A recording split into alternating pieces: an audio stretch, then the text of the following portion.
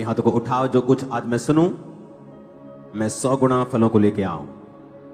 प्रभु यीशु मसीह के सामर्थ्य नाम में हम मांगते हैं। जितनी हाथों में ताकत है, जितनी ताकत हाथों में, तारीफ कर दो खुदा को।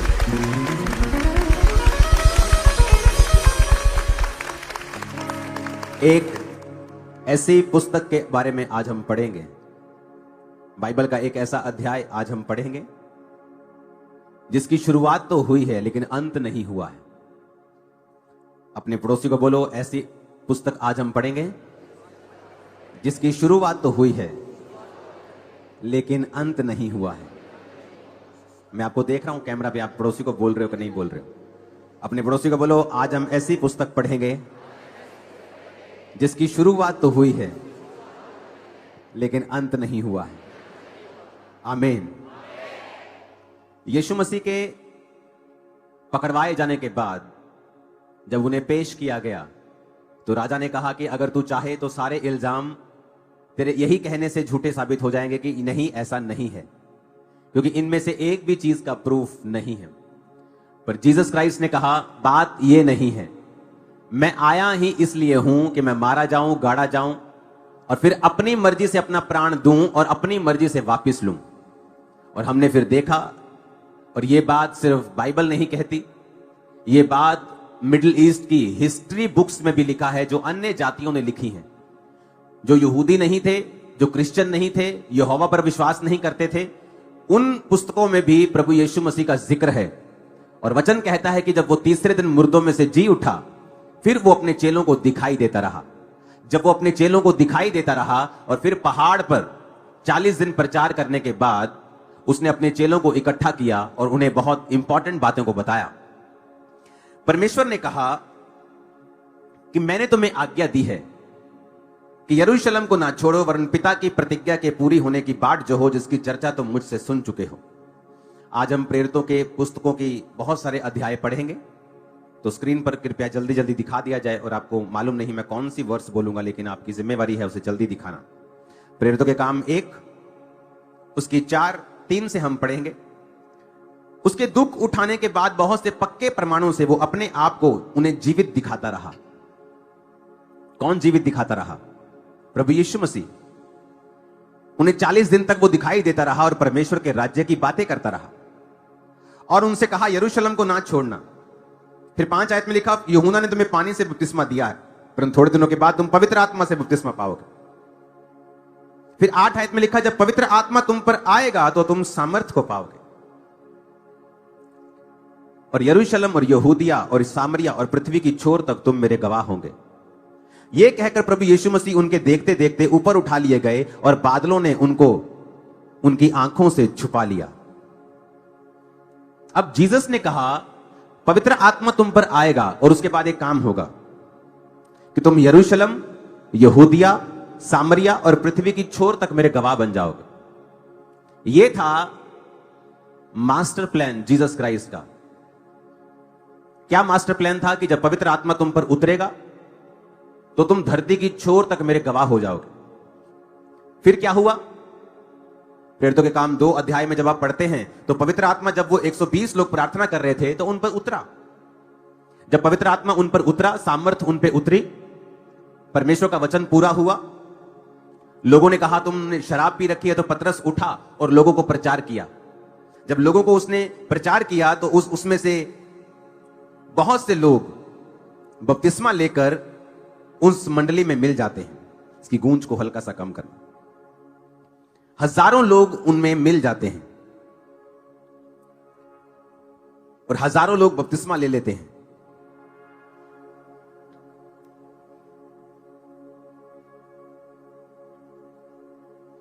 अपने पड़ोसी को बोलो, ध्यान से सुनना। अब जब हजारों लोग बपतिस्मा ले लिया तो लोगों की और जो रिलीजियस लीडर्स थे उनकी निगाह में आ गई ये चीज कि हमने ये सोचा था कि हम यीशु मसीह को मरवा देंगे और ये जो लोगों को अपने पीछे इसने लगाया हुआ है वो खत्म हो जाएगा। अब यीशु मसीह के जी उठने के बाद, उनके स्वर्ग में जाने के बाद, जब चेलों ने वही पवित्र आत्मा के मिशन को जारी किया और जब पवित्र आत्मा उतरा तो उस दिन 3000 आदमियों ने एकदम से बैप्टिज्म लिया। 3000 आदमी बहुत होते हैं, और एक दिन में जब 3000 लोगों ने बपतिस्मा लिया तो वो लोगों की निगाह में फिर आए। जब आप 3 बाब को पढ़ते हैं तो उसमें पतरस ने एक लंगड़े भिखारी को चंगा किया।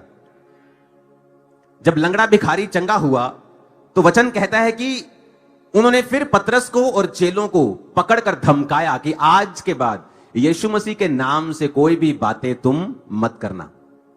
उन्होंने कहा ऐसा नहीं हो सकता है कि हम यीशु मसीह ने जो हमें दिया है, जो परमेश्वर ने हमें दिया है, हम उसकी बात ना करें।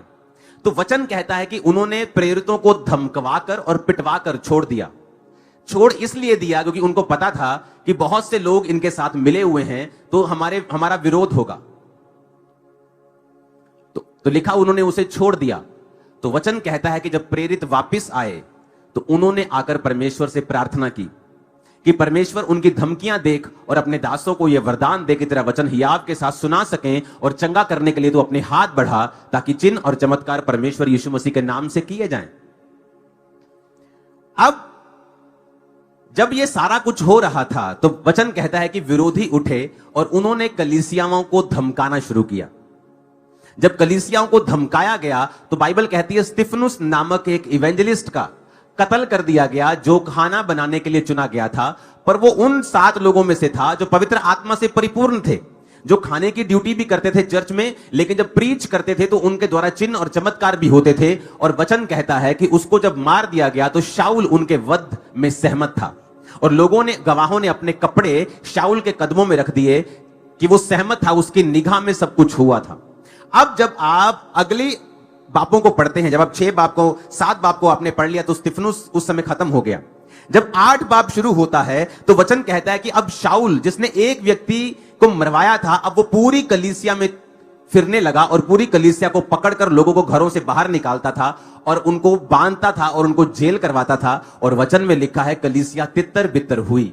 प्रेरितों को छोड़कर बाकी सब कलीसियाएं तितर बितर हुई। विश्वासियों के ऊपर उसने अटैक किया। अब दिखने में यह विरोध लग रहा है, दिखने में यह शैतान का काम लग रहा है, लेकिन आपको नहीं पता है कि परमेश्वर इन लोगों को इस्तेमाल करता है अपने ही भविष्यवाणियों को पूरा करने के लिए। अब वचन कहता है कि जब कलीसिया तितर बितर हुई तो वो जहां तितर बितर हुई वहां जाकर सुसमाचार सुनाने लगे। जब कलीसिया तितर बितर हुई, कोई दूसरे शहर में भाग गया, कोई दूसरी स्टेट में चला गया, कोई दूसरे देश में चला गया, जहां जाके इसके रिश्तेदार थे, जहां जहां पहुंच थी, जहां जहां कोई जानकारी थी, वहां वहां वो गए। और वचन कहता है उस वजह से जो सुसमाचार था वो यरूशलेम के बाहर गया। यरूशलेम के बाहर सुसमाचार नहीं जा रहा था। प्रेरित उठते थे, प्रचार करते थे, 3000 लोग मिलते थे। वो 3000 लोगों की प्रॉपर्टी सांझे में थी। लोग अपने मकानों को बेचकर, प्रॉपर्टियां बेचकर चर्च में लाते थे। चर्च से वो पैसा खाने में, चर्च के सिस्टम में, काम में इस्तेमाल होता था। और कोई भी अपनी चीज को साझा, सब साझे में रखते थे। किसी का मकान बन रहा है, किसी का कर्जा उतर रहा है, लेकिन कलीसिया कंफर्टेबल थी। और परमेश्वर का वचन था कि तुम लोग, जब पवित्र आत्मा उतरेगा तो तुम यरूशलेम और यहूदिया और सामरिया और देश के, पृथ्वी के छोर तक तुम मेरे गवाह होंगे। अपने उस वचन को पूरा करने के लिए परमेश्वर ने विरोध का इस्तेमाल किया। कई बार आपकी लाइफ में जब विरोध होता है, इसलिए मैंने कहा विरोध के बदले विरोध मत करो। जो लोग विरोध कर रहे हैं वो पुतले साड़ रहे हैं, वो पुतले थोड़ी साड़ रहे हैं, वो आपको मेडल दे रहे हैं स्पिरिट में। वो आपके लिए गोल्ड मेडल है, सिल्वर मेडल है वो आपका। वो कोई खराब चीज थोड़ी है वो। लेकिन जब आप अपना मेडल दूसरे को वापस कर देंगे, वो खराब चीज है। कि उन्होंने साड़ा एक, मैंने साड़ दिया, हमें वापस नहीं करना अपना गोल्ड मेडल। यही तो सताव का मजा है। बाइबल कहती है प्रेरित खुश हुए, आनंदित हुए। अगर इसे संसारिक दृष्टि से देखा जाए तो जब एक प्रशासन वहां पे खड़ा हो और कोई चोरी कर रहा हो, क्या प्रशासन वेट करेगा कि ये बंदा चोरी कर ले, फिर मैं इस पे केस डालूंगा, इसकी जमानत होगी, फिर ये केस चलेगा? कि क्या उस चोरी को उसी जगह पे रोक देना चाहिए था? उसी जगह पे रोक देना चाहिए था, अगर आपको इतनी चिंता है क्रिश्चियंस लोगों की तो। लेकिन क्रिश्चियंस इस चीज का गुस्सा क्यों नहीं कर रहे हैं, या पास्टर्स गुस्सा क्यों नहीं कर रहे हैं? क्योंकि उनके लिए वो गोल्ड मेडल है, उनके लिए वो निशानी है कि गॉड इज विद अस, वो हमें ब्लेस कर रहा है। तो हमें यह समझना पड़ेगा। परमेश्वर ने मुझसे कहा कि वो तेरे लिए गोल्ड मेडल है, कि वही तो निशानी है। कि बाइबल कहती है उन्होंने प्रेरितों को बुलवाकर धमकाया और उन्होंने कहा यह काम तो हमसे नहीं हो सकता, कि जो कुछ हमने परमेश्वर से सुना है और देखा है वो हम ना बोलें। और वचन कहता है फिर कलीसियाएं तितर बितर जब हुई तो वहां वहां प्रचार हुआ, साथ की स्टेट में हुआ, साथ के देश में हुआ। धीरे धीरे धीरे वो प्रचार बढ़ता गया। फिर पौलुस जो विरोधी था, इमेजिन करो अगर उसको मार दिया होता तो आज ये पत्रियां भी हम पढ़ नहीं रहे होते। और वचन कहता है कि कलीसिया ने उसको परमेश्वर के हाथों में सौंपा। एज ए ह्यूमन बीइंग आपको गुस्सा आता है, मैं भी एक इंसान हूं, हमें भी कई बार गुस्सा आता है, लेकिन बाद में जब अब आप वचन पे कॉन्सेंट्रेट करते हैं, आप ध्यान लगाते हैं कि स्पिरिचुअल रीजन क्या है, आत्मिक रीजन क्या है, तो आपको मालूम होता है। 2022 में पंजाब में हर बंदा यीशु मसीह के बारे में नहीं जानता था, कोई नहीं, हर बंदा नहीं जानता था। क्रिश्चियनिटी थी, लोग परमेश्वर में आ रहे थे, वचन को कबूल कर रहे थे, लेकिन 2022 में एक धुआंधार यीशु मसीह के खिलाफ प्रचार हुआ। ऐसे नेगेटिविटी फैला दी गई क्रिश्चियंस के बारे में, क्राइस्ट के बारे में, प्रीस्ट के बारे में, पास्टर्स के बारे में, कैथोलिक प्रीस्ट के बारे में, पेंटिकोस्टल प्रीस्ट, सब के बारे में उन्होंने ये किया है, ये किया है, ये किया है। लेकिन क्या हुआ? जिसने यीशु मसीह के बारे में नहीं सुना था उसने सुना। जब उसने सर्च किया, जब आप देखते हैं अपने आसपास के लोगों में, आपके रिश्तेदारों में गवाहियां सुनते हैं कि नहीं, जो आपने सुना है वो ठीक नहीं है, आप हमारे साथ चर्च चलें, आप देखें, आप खुद जाएं, आपको मालूम होगा कितना पैसा वहां मिलता है कि नहीं मिलता। क्यों लोग वहां आते हैं? क्योंकि जिसको यीशु मसीह मिल गया, उसकी लॉटरी लगी, उसे किसी पैसे की जरूरत नहीं है। क्या मुझे है 10 लाख की जरूरत? क्या आपको है जरूरत? अरे क्या पैसा, ये क्या है पैसे की औकात यीशु मसीह के सामने? जिस व्यक्ति के बेबी नहीं था 40 साल से, उसके सामने पैसा रखेंगे, पैसे को लेगा कि बेबी को लेगा? जो कैंसर से मर रहा है वो पैसे को लेगा कि हीलिंग को लेगा? जिसके मन में शांति नहीं है, पैसा भी है, सेहत भी है, वो पैसे को लेगा कि यीशु मसीह की शांति को लेगा? जब यीशु मसीह के वचन के बारे में समझ आती है तो आपको भी यह बात समझनी है कि परमेश्वर आपकी लाइफ के दुखों को आपको स्ट्रॉन्ग करने के लिए इस्तेमाल करते हैं हमेशा। 2004 में 5 में मुझे क्यों फास्टिंग करनी पड़ी इतनी? क्योंकि शैतान के अटैक्स इतने ज्यादा थे मेरी लाइफ में। और मैं आपको बताता हूं कि जो एक्सपीरियंस स्पिरिट का 2005 में और 4 में मैंने परमेश्वर में किया, खासकर 5 में, उसकी वजह से आज मैं परमेश्वर में खड़ा हूं। मैं इसलिए नहीं खड़ा हूं कि मिरेकल हुए, इसलिए नहीं खड़ा हूं कि मेरी लाइफ में मिरेकल हुए। आप नहीं इस बात को समझ पाएंगे शायद आज, और मैं खुल के समझा भी नहीं पाऊंगा, लेकिन वो एक्सपीरियंस जो 2005 के मेरे थे, उसी वजह से आज मैं मसीह में खड़ा हूं। उन्होंने साबित किया कि यीशु मसीह जीवित परमेश्वर है। ऐसी बातें, ऐसी घटनाएं मेरी पर्सनल लाइफ में हुई हैं जिसकी वजह से मुझे प्रूफ था, जिसकी वजह से मैं गिरा नहीं, मैंने लालच नहीं किया, क्योंकि मुझे मालूम था कि जो क्राइस्ट ने मेरे साथ किया है, ये दुनिया की कोई ताकत मेरे साथ नहीं कर सकती थी। हालेलुया। अगर आप बुद्धिमान नहीं होंगे तो लोग आपकी पॉपुलैरिटी का फायदा उठाएंगे। कभी भी नाम लेकर किसी की बात ना करो, हमेशा मसीह विरोधी कहकर लोगों की बात करो। यही तो वो चाहते हैं कि वो मशहूर हों, उस मशहूरी का जो आपके ऊपर है उसका वो फायदा उठाएं। क्योंकि क्रिश्चियनिटी की अगर आप बात करोगे तो हर देश तक बात पहुंचेगी। Very cheap way to be popular. लेकिन आपको बुद्धिमान बनना है, आपको यह समझना है कि आप किसी की गिरफ्तारी पर रीले मत चलाएं, खुश ना हो, सुसमाचार फैलाएं, चुप भी ना हो, वचन को फैलाएं सोशल मीडिया के ऊपर, वचन बताएं लोगों को, सच्चाई बताएं, अपनी गवाहियां शेयर करें, अपने एक्सपीरियंस शेयर करें। नशा छोड़ा तो वो शेयर करें। गाली निकालने से, किसी को डाउन करने से, किसी को कुत्ता बोलने से, बिल्ला बोलने से नथिंग विल हैपन, कुछ नहीं होगा। और आपकी स्पिरिट नहीं है ये। मैं भी विश्वासी की लाइफ में रहा हूं। मैं तो इतना कड़क विश्वासी, इतना ऐसा मैं विश्वासी था कि लोगों को पीटने तक मैं पहुंच जाता था अपने पास्टर के लिए, क्योंकि अपने पास्टर से मुझे इतना प्यार होता था। लेकिन जब आप मसीह में ग्रो करते हैं, आप आत्मा में ग्रो करते हैं, आपके पास्टर्स आपके वचन, आपको वचन समझाते हैं कि आपको ऐसा नहीं करना जो दूसरा कर रहा है। हमें वो रीले नहीं बनानी है कि जिससे आप एक लीडर नुमा व्यक्ति लगे, कि जिसको परमेश्वर से कोई लेना देना नहीं। क्योंकि Christian leaders and Christian pastors, इनकी अलग अलग बाइबल नहीं है। 2022 में एक्शन कमेटी बनाई गई। क्यों बनाई गई? ताकि पास्टर्स के ऊपर जो विरोध या सताव है कि वो लोग जाएं और पास्टर्स के बिहाफ पर बात कर सके, पर उनकी बात भी पास्टर्स वाली होनी चाहिए। ये कोई राजनीतिक प्लेटफॉर्म नहीं है कि किसी को सीट चाहिए कि वो इस कमेटी में आए और फिर इंटरनेट पे दिखाई देना शुरू हो लगातार और बाद में उसे सीट में कन्वर्ट कर ले। ये उस चीज के लिए नहीं है। और जब आप उस चीज के लिए इसे यूज करेंगे तो डिसग्रेस आपको फील होगी कि आपके द्वारा काम नहीं हो रहा है, आप जो चाहते हैं वो आप हासिल नहीं कर पा रहे हैं। क्योंकि पहले हमने इसी तरह से कार्य किया है कि इसका कोई भी राजनीतिकरण नहीं हुआ। आप क्रिश्चियन राजनीति के खिलाफ नहीं हैं, मैं नहीं हूं। आप बनना चाहते हैं, कुछ बने, लेकिन चर्चिस के प्लेटफॉर्म को आप यूज नहीं कर सकते हैं। चर्च राजनीति से परे है। वो उस व्यक्ति को भी उसी निगाह से देखती है जिसने उसका फायदा नहीं किया है। जो हर पार्टी की अगर वो चर्च में आएगी तो उसकी प्रार्थना करेगी, चाहे वो क्रिश्चियन हो, चाहे वो हिंदू हो, चाहे वो सिख हो, चाहे वो मुस्लिम, कोई भी हो, क्योंकि उसका काम है प्रार्थना करना। उसका काम ये नहीं कहना लोगों को इसको वोट देना है, इसको देना है। तो एक्शन कमेटी का काम क्या है कि वो पास्टर्स, क्योंकि पास्टर्स प्रार्थना में है, वो प्रेयर में है, वो अपने स्पिरिचुअल कामों में है, वो नहीं जाके प्रशासन से बात कर सकते। अगर वो करेंगे बाकी काम कौन करेगा? तो वो एक रिप्रेजेंटेटिव है कि वो जाएं, और उस समय एक मौका होता है, सुपर्ब मौका होता है। जब विरोध होता है ना, तो वचन कहता है, एक जगह लिखा हुआ है कि अगर आप 8 बाब को पढ़ेंगे, 8 आयत को पढ़ेंगे, तो इस विरोध के बाद जब शाऊल ने विरोध किया ना, तो लिखा कि कलीसिया तितर बितर होकर सुसमाचार सुनाती रही। 4 आयत में लिखा है, और 8 आयत में लिखा है कि उस नगर में बड़ा आनंद छा गया, बड़ा आनंद। प्रेरितों के काम 8 उसकी 8 आयत। क्यों आनंद छाया? बड़ा आनंद क्यों उतरा उनके ऊपर? उस कलीसिया के ऊपर बड़ा आनंद क्यों हुआ? क्योंकि वो कलीसिया जब तितर बितर होकर गई, तो जिस नगर में वो गई वहां पे लोग बचने लगे, वहां पे हीलिंग होने लगी, डिलीवरेंस होने लगी। तो आनंद आ गया कि यार ये तो परमेश्वर कर रहा है, ये शैतान थोड़ी कर रहा है, ये तो प्रभु कर रहा है। देखो इन लोगों तक कभी सुसमाचार नहीं पहुंचता अगर हम विरोध में ना होते। तो अगर कोई विरोध ना करता, हम भागते ना, तो इन लोगों तक कौन सुसमाचार सुनाता? यहां का लंगड़ा कैसे चंगा होता? यहां का दुष्ट आत्मा वाला व्यक्ति कैसे हील होता? यहां का कैंसर का व्यक्ति कैसे हील होता? तो लिखा उस नगर में बड़ा आनंद आ गया। जब आपका विरोध होता है तो उस समय आपको सुसमाचार फैलाने का होता है। आप किसी अधिकारी से बात करेंगे, आप सुसमाचार फैलाएंगे कि देखो जी मैं नशे करता सी, मैं आज परमेश्वर दे बेचा, मैं कमेटी वालों तक ना गल करन आया, मैं देखो जी मैं पाप में था, मैं देखो जी मैं एक व्यभिचारी था, मैं समाज में चोरी करता था। आप जब गवाहियां देंगे तो वो टाइम टेस्टिमनी देने का है, विरोधियों को भी, प्रशासन को भी, अन्य जातियों को भी, लोगों को भी बताने का है कि हम आपसे प्यार करते हैं, बावजूद आप हमसे नफरत करें, हमारा प्यार आपके लिए बना रहेगा। कोई किसी तरह की कार्रवाई की जरूरत नहीं।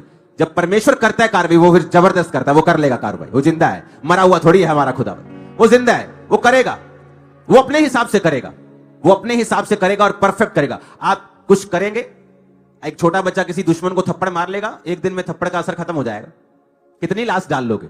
पर जब उसका बाप थप्पड़ मारेगा, भाई साहब मुंह घुमा के पीछे की तरफ लगा देगा, पता नहीं कितने दिन तक मोच नहीं उतरेगी गर्दन, कालर लाला जीवन बिताने पड़ेंगे। हां, परमेश्वर को मौका दो, उसे काम करने का मौका दो।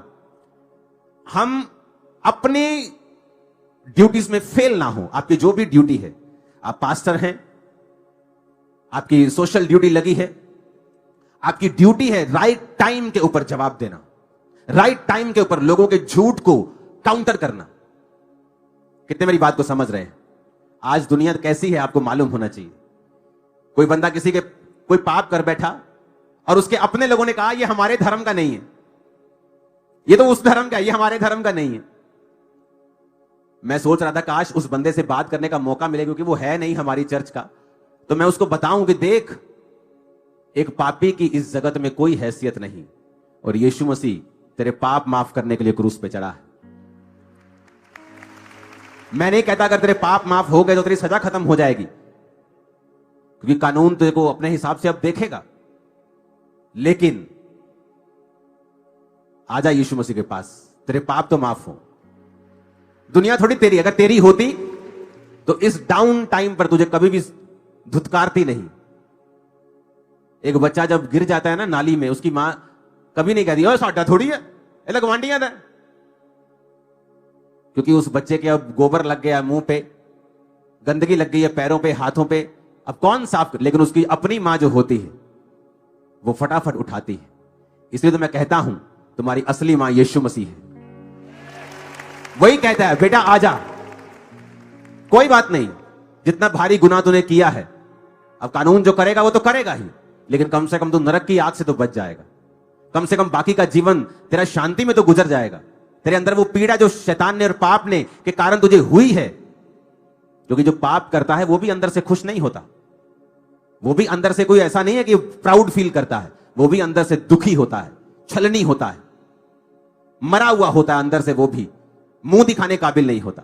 और यही तो जीसस ने कहा है कि मैं पापियों के लिए आया हूं, पापियों को शर्मिंदा करने के लिए नहीं, उन्हें गले से लगाने के लिए आया हूं।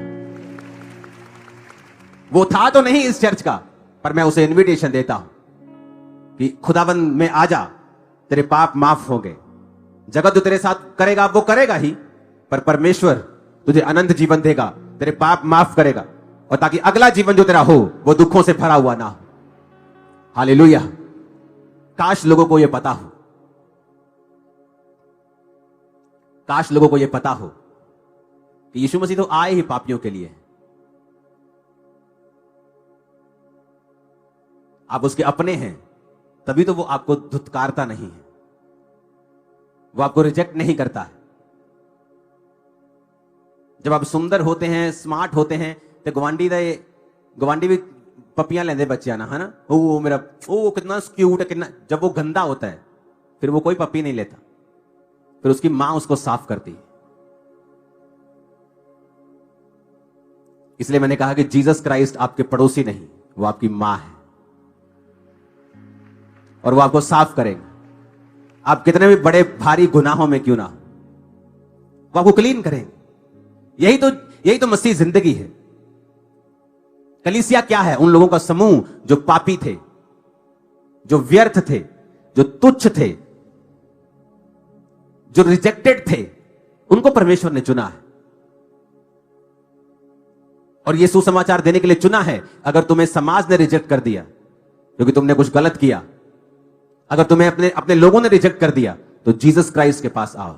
वो तुम्हें रिजेक्ट नहीं करेगा, वो तुम्हें ताना नहीं देगा, तुम्हें मारेगा नहीं, तुम्हें कहेगा अब फिर से पाप मत करना, ऐसा ना हो, इससे भी भारी मुसीबत तेरी जिंदगी में आए।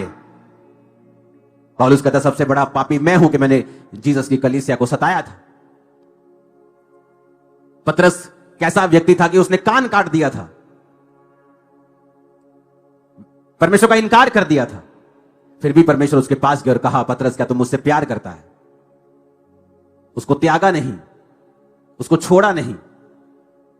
आपकी मां आपको त्याग नहीं सकती, उसी तरह असली परमेश्वर भी आपको त्याग नहीं सकता, वो इतना प्यार करता है आपसे। हालेलुया। अब यहां पर कलीसिया 9 बाब में शाऊल का परिवर्तन होता है, शाऊल एक पौलुस के रूप में बदल जाता है। इस 10 बाब में पतरस फिर अन्य जातियों की ओर जाता है और वहां पर अन्य जातियों में परमेश्वर का प्रचार करना शुरू करता है। आपको प्रेरितों के काम में मिलेगा कि कैसे पवित्र आत्मा ने उनकी अगुवाई की, कैसे होली स्पिरिट ने उनकी अगुवाई की, कि वो विरोध, वो आने वाली मुसीबतों को कैसे आत्मा के द्वारा हल करते गए और परमेश्वर का सुसमाचार फैलता गया। कई बार आप कंफर्ट से बाहर प्रभु आपको कर देता है, आप कंफर्ट से बाहर आ जाते हैं। मैंने एक विश्वासी के रूप में अपनी लाइफ में बहुत से दिन देखे जब मैं कंफर्ट से बाहर जिया मैं, लेकिन उन्हीं दिनों में परमेश्वर आपको बेस्ट बनाता है, स्ट्रांग करता है, वचन पर आपको सुदृढ़ करता है। मुसीबतों के दिनों में, परीक्षाओं के दिनों में ही आप एक्चुअल में परमेश्वर से मसा पाते हैं। हालेलुया। तो इन दिनों को ब्लेस्ड दिन समझो, क्योंकि ये वो दिन है जहां सुसमाचार जो आपके प्रचार से नहीं जहां तक हो रहा है, वहां विरोध से वहां तक भी जाएगा और जा रहा है। और तारीफ करो जितनी कर सकते खुदावंद। हालेलुया। क्या हुआ पंजाब में 2022 के बाद? आज हर व्यक्ति यीशु मसीह के बारे में जानता है। मानता या नहीं मानता बात अलग है। हम कोई कन्वर्ट करने वाले नहीं कि हर बंदे को क्रिश्चियन बनाना है। मैं हर बंदे को क्रिश्चियन बनाने नहीं आया हूं। जीसस ने नहीं कहा हर बंदे को क्रिश्चियन बनाओ, उसने कहा प्रचार करो, लोगों को मन फिराने के लिए कहो। अगर वो नहीं फिराएंगे तुम्हारी आशीष तुम्हारे पास लौट आएगी। तुम्हारा काम थोड़ी है, तुम कोई एजेंट थोड़ी हो। तुम कितने मेरी बात को समझ रहे हैं? हमारा काम है प्रचार करना। यीशु ने कहा जिस घर में तुम जाओगे उनको आशीष देना, अगर उनकी आशीष के काबिल वो नहीं होंगे, आशीष तुम्हारे पास वापस आ जाएगी। आपका काम है यीशु मसीह के बारे में बताना कि लोग पापों से मन फिराएं। और यही हमारी आवाज है, आपकी आवाज है, हम सबकी आवाज है, हमारी मतलब पूरी चर्च की आवाज है। आमीन। यही जीसस का प्रचार, यही आपका प्रचार होना चाहिए कि मन फिराओ। जीसस ने कहा, उसने कन्वर्ट होने के लिए, कुछ करने के लिए, दूसरों को निंदा करने के लिए, दूसरे धर्म को नीचा करने के लिए, दूसरे की इंसल्ट करने के लिए उसने कभी नहीं कहा। आप चुप ना रहें, अपनी गवाहियों को शेयर करें सोशल मीडिया के ऊपर, अपने एक्सपीरियंस शेयर करें, ब्लेस करें उन विरोधियों को, उनको बताएं कि आप कौन हैं और आपके साथ क्या हुआ। इमेजिन करो कितना सुसमाचार फैलेगा।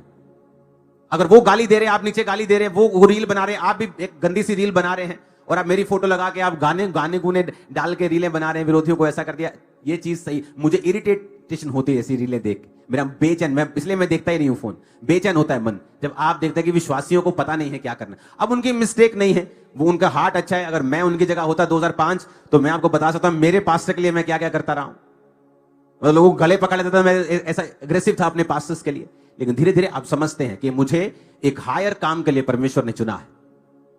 अपने पास्टर से प्यार करो, अपने लोगों के लिए खड़े रहो, चर्च के लिए खड़े रहो, और खुदावंद इस चीज के लिए आपको बरकत देगा और आपको बढ़ाएगा भी, ये बात मेरी याद रखना।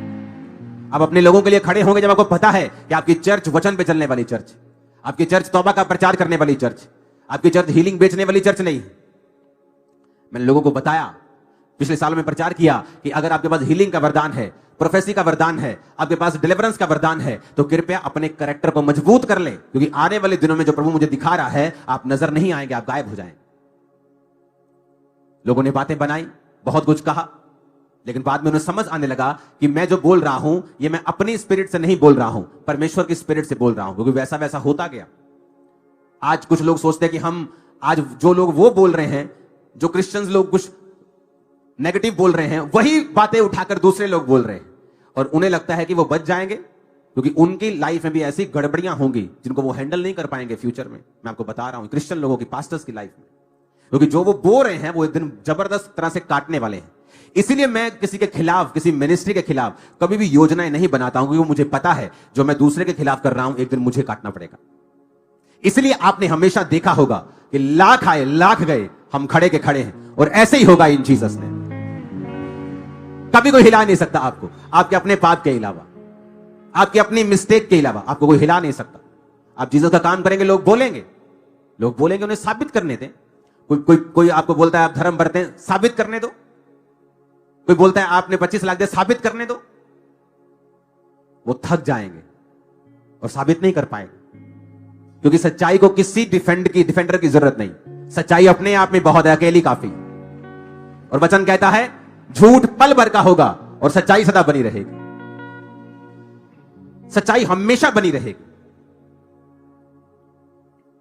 तो अगर यह सच्चाई है तो बनी हुई 2000 साल से बनी हुई, उससे पहले भी ये सच्चाई थी, तब भी बनी थी, अब भी बनी हुई है, फ्यूचर में बनी रहेगी।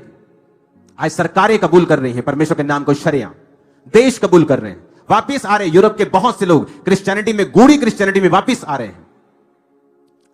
और मैं आपको बता रहा हूं, ये प्रोफेटिक वर्ड मैं रिलीज करूंगा 2026 के लिए। आप लोग क्रिश्चियन, पंजाबी क्रिश्चियन यूरोप में बेदारी का कारण होंगे आने वाले सालों में। मैं आपको बता रहा हूं, क्योंकि क्रिश्चियन कमेटी को भी, ग्लोबल कमेटी को भी मैं एक्सपैंड करने वाला हूं।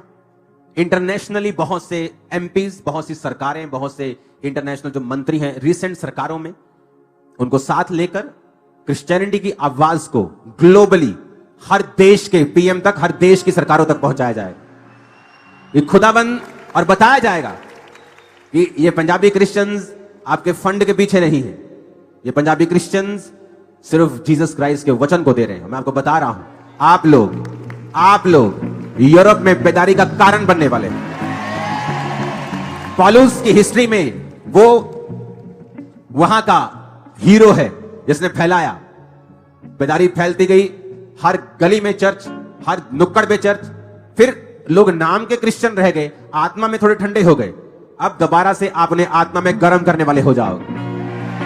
ओ आमीन ऊंचे वाला चाहिए चर्च।